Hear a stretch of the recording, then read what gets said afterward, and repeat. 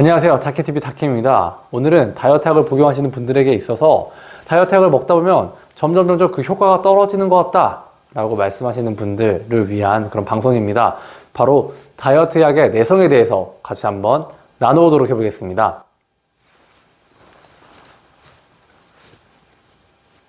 네, 그래서 오늘은 다이어트 약을 먹다 보면 왜 효과가 이렇게 떨어지는지, 또 다이어트 약의 내성에 대해서, 그리고 이것을 어떻게 극복할 수 있는지에 대해서 같이 한번 알아보도록 해보겠습니다.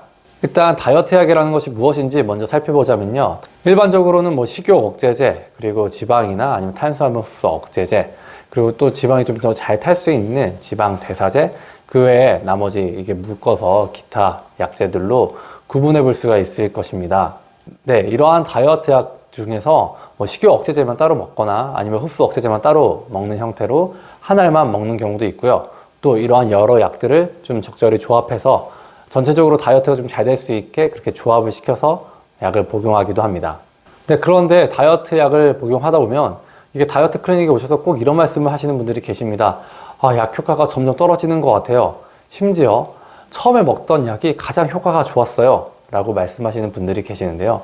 네, 과연 처음의 약은 왜 효과가 가장 좋고 또 약의 용량이 점점 줄었기 때문에 약의 효과가 점점 줄었던 것이었는지 같이 한번 다시 나눠보도록 해볼 텐데요. 실제로 다이어트 클리닉에 오시는 분들은 아마 아시겠지만 약이 일반적으로 줄지는 않습니다. 그렇다면 약이 사실 실제적으로는 조금씩 느는 경향이 많은 건데 그럼에도 불구하고 왜 약의 효과가 점점 떨어지는 것처럼 느껴지고 심지어 약의 개수나 용량이 가장 적었던 처음에 먹었던 약이 왜 더 가장 효과가 좋다라고 느끼는 것일까요? 이는 다이어트 약의 내성 때문일 것인데요. 약의 내성이라는 것은 같은 용량에도 불구하고 효과가 점점 줄어드는 것을 의미합니다. 이러한 내성으로 인해서 약의 용량이 조금씩 증량이 되던가 아니면 아예 다른 약으로 바꿔지게 되는 것이죠. 우리가 흔히 경험하는 이 내성, 약의 내성의 경우에는 사실 항생제 내성을 생각해 볼 수 있는데요. 이 항생제 내성의 경우에는 이 항생제에 타겟이 되는 균 자체가 돌연변이가 계속 생기면서 이 약에 대한 기전을 방해하고 그로 인해 약의 효과가 떨어지게 되는 것을 항생제의 내성이다 라고 이야기할 수 있습니다. 하지만 다른 약들을 비롯한 이러한 다이어트 약의 내성의 경우에는요, 약 자체가 어떤 수용체에 작용을 하게 되는데 이 수용체에 자꾸 자극을 주다 보니까 그 기능 자체가 떨어지게 되는 탈감작 형태로 나타날 수 있기 때문에 이로 인해서 약 자체의 효과 자체가 줄어들게 되는 그러한 다이어트 약의 내성을 경험해 보게 되는 것입니다. 이렇게 다이어트 약의 내성이라는 것은 결국 약을 이렇게 복용하다 보면 생기기 마련인데요.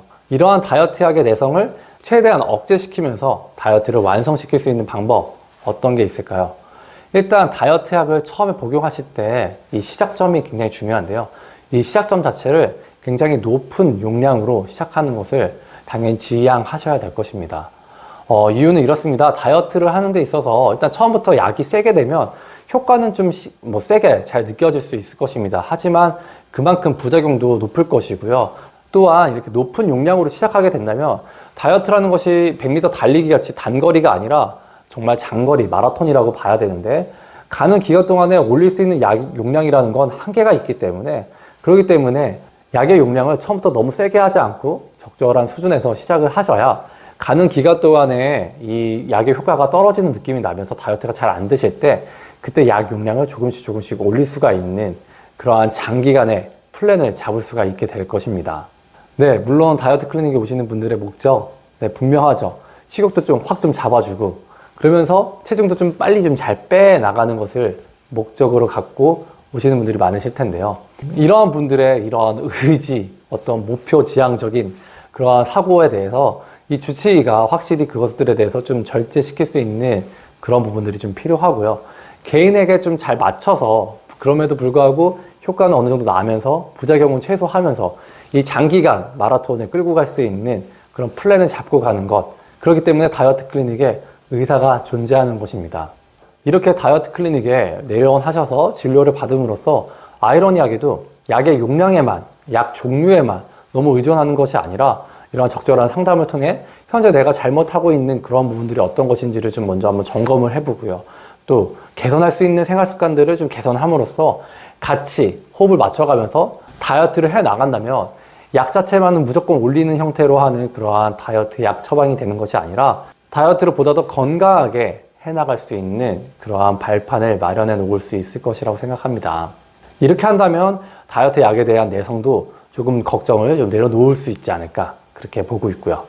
여기서 좀 별개로 다음과 같은 말씀을 하시는 분들이 계셔서 같이 한번 나눠보려고 하는데요. 약이 어떤 특정 기간에만 내성이 생기는 것 같다. 어떤 특정 기간에만 약 효과가 많이 떨어지는 것 같다. 라고 말씀하시는 분들도 계시고요.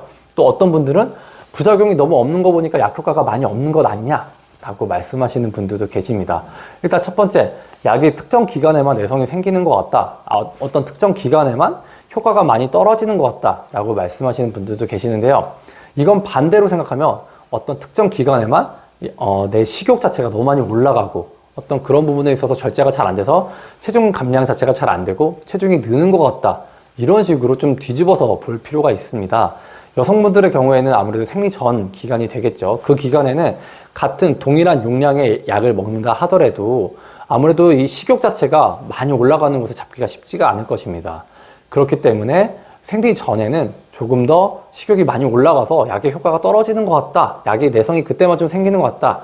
이렇게 말씀하시는 분들도 계실 수 있습니다. 또 다른 한편으로는 스트레스가 많은 상황. 이런 상황에서는 아무래도 다이어트 약의 효과나 이런 부분에 있어서 평상시보다는 좀 더 낮아지는 그런 경향을 보일 수가 있거든요. 그렇기 때문에 이러한 특정 기간에 있어서는 조금 더 세심한 진료가 필요하고 약의 용량이나 약의 종류를 선정하는 데 있어서도 좀 더 디테일하게 어떤 내원하시는 분의 상황에 맞춰서 처방이 되어야 할 것입니다. 또한 어떤 분들은 진짜 이 부작용이 너무 없는 거 보니까 약의 효과가 정말 별로 없는 것 같아요. 뭐 두근거림, 뭐 불면, 뭐 이런 것들이 전혀 나타나지 않는 거 보니까 약 효과가 하나도 없는 것 같아요. 라고 말씀하시는 분들도 계시는데요. 사실 정말 정확하게 말을 하면 부작용은 없으면서 효과가 잘 나타나는 거, 이게 정말 그 약의 어떤 본질의 목적이지 않을까 싶습니다. 식욕은 적당히 잡히면서 부작용은 최소화시키고 그럼에도 불구하고 체중은 어느 정도 빠져나가는 거, 이러한 부분들에 대한 부분들도 우리 내원하시는 분들, 다이어트를 하시는 분들에 있어서 좀 생각을 바꿔야 되는 부분이지 않을까 생각이 좀 들고요. 또 하나는 약을 먹다 보면 약의 효과가 점점 주는 것 같다. 즉 다이어트 약의 내성에 대해서 설명을 드렸는데 이 부작용 역시 마찬가지로 약을 먹다 보면 점점 줄게 돼 있습니다. 이것이 바로 다이어트 약의 내성, 그 약의 내성과 관련된 부분인데요. 사실 부작용이라는 게 우리가 원하지 않는 작용이겠죠. 결국 부가적인 작용을 의미하는 것인데 이 부가적인 작용, 약의 부가적인 작용 역시도 약을 먹다 버릇하면은 당연히 조금씩 내성이 생기면서 줄게 마련입니다. 그렇기 때문에 이 부작용이 너무 없다, 부작용이 적다 했을 때 약의 효과가 정말 없는 거 아니냐라고 하는 부분에 있어서는 이러한 다이어트 약의 부작용에 대한 내성도 당연히 생각을 해볼 수 있고요. 하지만 이 다이어트 약의 내성으로 인해서 생기는 부작용의 저하, 이거를 우리가 뭐 효과가 떨어진 것처럼 느껴질 필요는 전혀 없습니다. 체중 자체가 잘 감량되고 있다면 부작용이 적게 된다는 건 당연히 우리한테는 좋은 거다라고 생각하면서 이 다이어트 약을 복용하시면 되겠고요. 하지만 전반적으로 약의 효과가 많이 떨어지면서 다이어트가 너무 잘 안 될 때, 이러한 때에는 약의 용량이나 약의 종류나 이런 것들에 대해서 변화를 줌으로써 다이어트를 조금 더 길게 잘 이끌어 가볼 필요는 있겠습니다. 네, 오늘 영상 어떠셨나요? 오늘 영상이 마음에 드셨다면 좋아요와 구독 그리고 알람 설정까지 부탁드립니다. 이상 여러분의 다이어트 디렉터 다킴TV 다킴이었습니다. 감사합니다.